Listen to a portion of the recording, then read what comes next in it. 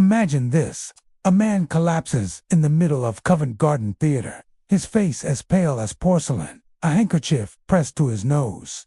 The audience thinks he's fainted from the heat, but his companion knows the truth. She sees the tremor in his hands, the bluish tint around his lips, the way his pupils shrunk to pinpoints just before he fell. He wasn't ill, he was intoxicated, and the substance wasn't gin or laudanum, but something far more insidious, something polite society had welcomed into its parlors with open arms. Sulfuric ether. What you're about to hear is not a tale of Bacchally vice. This is the story of how one of medicine's greatest discoveries became high society's most elegant poison. It's a story of drawing rooms filled with invisible vapors, of ladies inhaling oblivion from lace-trimmed handkerchiefs, of physicians who prescribed relief and created addicts. This is the hidden epidemic of ether, the drug that transformed Victorian London into a city slowly breathing its own destruction. Before we understand how ether became a crisis, we must first understand how it became a miracle. In the early 1840s, surgery was a nightmare. Patients often died not because the operation failed, but because the agony of being cut into while fully conscious killed them from shock. Surgeons worked at inhuman speed, sawing through bone and flesh, while assistants held down screaming patients. The fastest surgeon was considered the best, because speed meant less suffering. Then came ether. On October 16, 1846, at Massachusetts General Hospital, a dentist named William Morton demonstrated that a patient could be made completely insensible to pain by inhaling sulfuric ether vapor. The patient, Gilbert Abbott, lay still and silent as a surgeon removed a tumor from his neck. When Abbott awoke, he reported feeling nothing. The surgeon, John Collins Warren, turned to the assembled physicians and said words that would echo through medical history. "Gentlemen, this is no humbug. The age of anesthesia had begun." News of this miracle spread across the Atlantic with remarkable speed. By December 1846, British surgeon Robert Liston had performed the first operation under ether in London, amputating a leg while the patient slept peacefully. The medical community was ecstatic. Journals published breathless accounts of painless surgeries. Doctors who had spent their careers working at breakneck speed could now operate with precision, saving lives that would have been lost to haste and shock. Ether was hailed as one of humanity's greatest triumphs over suffering. But ether had properties that made it dangerous outside the operating theater. Unlike chloroform, which would soon become the preferred surgical anesthetic, ether was remarkably easy to produce and required no special equipment to use. A few drops on a handkerchief, a few deep breaths, and within seconds, the user would feel a rush of euphoria, a sensation of floating, a profound detachment from anxiety and pain. The effects lasted only minutes, but they were powerful, and crucially, they left almost no trace. There was no bottle to hide, no needle marks, no telltale smell of alcohol on the breath, just a sweet, fleeting vapor, and a brief escape from the crushing weight of Victorian propriety. It began, as so many addictions do, with medical legitimacy. Physicians prescribed ether inhalation for a dizzying array of complaints: nervous disorders, melancholia, hysteria, neuralgia. If you were a Victorian woman, constrained by corsets and social expectations, suffering from what was vaguely termed female troubles, a dose of ether offered instant, discreet relief. It became the fashionable cure-all, administered by doctors and then, increasingly, by patients themselves.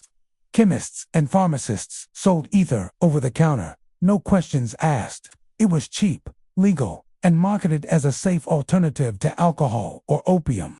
Advertisements praised its ability to soothe the nerves and lift the spirits. A lady could carry a small, ornate vial in her purse. A gentleman could keep one in his waistcoat pocket.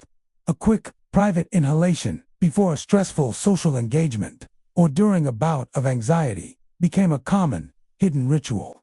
The practice of holding ether frolics or laughing gas parties, which had been a novelty in the early 1800s, evolved into a more private, sophisticated form of recreational use. What started as a medical treatment or a harmless diversion quickly spiraled into dependence. The brief, intense high of ether demanded repetition. Users found they needed more and more to achieve the same effect. The habit became known as ethereomania. It was an addiction that hid in plain sight. An ethereomaniac didn't look like the stereotypical opium fiend or drunkard. They were well-dressed, well-spoken members of the upper and middle classes. They were poets, artists, doctors, and society hostesses. Their addiction was a silent one. They would retreat to their private rooms, not for a nap, but for an ethereal trance. The sweet, chemical smell might hang faintly in the air, but it was easily dismissed as perfume or a cleaning agent. Unlike the public shame associated with drunkenness, ether use carried a veneer of medical respectability and personal sensitivity. The user wasn't seen as depraved, but as a person of delicate nerves, seeking a modern scientific remedy. But behind closed doors, the reality was grim. Chronic ether inhalation had devastating effects. It caused liver and kidney damage, severe gastritis, and neurological problems. Users suffered from memory loss, hallucinations, and paranoia. The euphoria gave way to deep depression and anxiety in the periods between doses, driving them back to the drug in a vicious cycle. The public image of the refined ether user hid a desperate and degrading private life.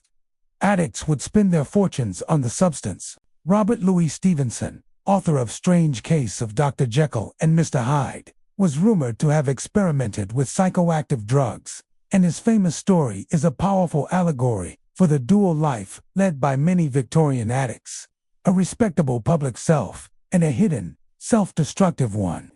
The man who collapsed in Covent Garden wasn't an anomaly. He was a symptom of a widespread, unspoken crisis. So why did this epidemic remain so hidden? A huge part of it was denial, both personal and societal. The Victorians were obsessed with appearances and moral uprightness. Admitting to an addiction, especially one that began with a doctor's prescription, would shatter that facade. Families would go to great lengths to conceal the addiction of a loved one, attributing their deteriorating health and erratic behavior to nerves or exhaustion. Doctors, who had championed ether's use, were often reluctant to acknowledge the addictive potential of the miracle drug they had prescribed. There were a few voices of caution. Medical journals began to publish case studies of ether drinkers, a term used for those who inhaled it chronically. They detailed the tragic decline of patients, but these warnings were often drowned out by the overwhelming enthusiasm for ether's legitimate medical uses. The problem wasn't seen as a public health crisis, but as a series of individual moral failings. The decline of ether as a recreational drug was not due to a sudden public awakening or a government crackdown. It was a slow fade, driven by several factors. First, the medical community's preference shifted towards chloroform for anesthesia, which was more potent and less flammable, though also more dangerous if administered incorrectly. This reduced ether's profile as a frontline medical substance. Second, the very nature of the addiction was self-limiting. Chronic ether abuse was so physically destructive that many addicts simply didn't live very long. They faded away in sanatoriums or their own homes, their deaths often attributed to other causes to protect the family's reputation.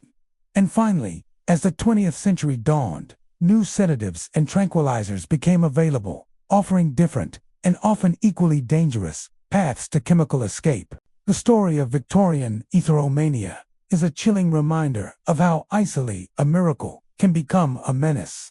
It shows how society's desire for a quick fix, combined with the pressures of social conformity, can create a perfect storm for a hidden epidemic. It's a ghost story, not of haunted houses, but of haunted people, walking through the gaslit streets of London, carrying their elegant poison in a velvet pouch, silently and gracefully destroying themselves from the inside out. The tale of ether is a timeless lesson. It warns us that the most dangerous threats are often the ones we welcome into our homes, disguised as progress and relief. The sweet smell of ether has long since faded from London's drawing rooms, but the shadow it casts serves as a powerful reminder of the fine line between healing and harm. Thank you for watching. If you found this story fascinating, please consider liking this video and subscribing for more hidden histories.